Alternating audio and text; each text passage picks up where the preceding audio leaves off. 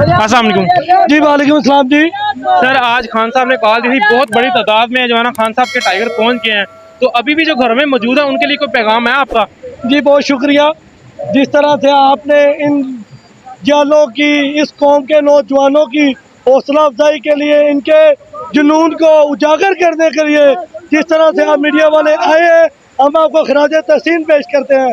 ये कौम एक भेड़ बकरियों की कौम थी जिस इमरान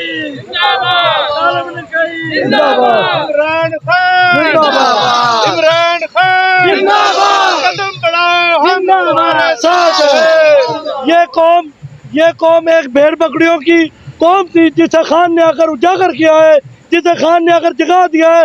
जो चंद गिदड़ की खाल में भेड़िए हमारे अंदर घुसे हुए थे, आज हमने इंशाल्लाह ताला उन्हें भगा दिया है। ये जो इक़्तिदार के हवस के पुजारी हमारे इक़्तिदार के मनसब पर आकर बैठे हुए हैं, हम उन्हें इंशाल्लाह ताला इन वानर से घसीट कर बाहर फेंकेंगे। हम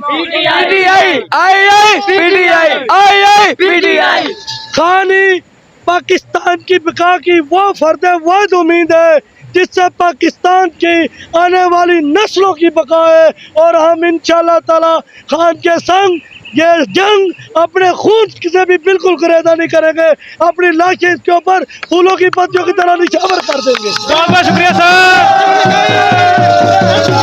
सर।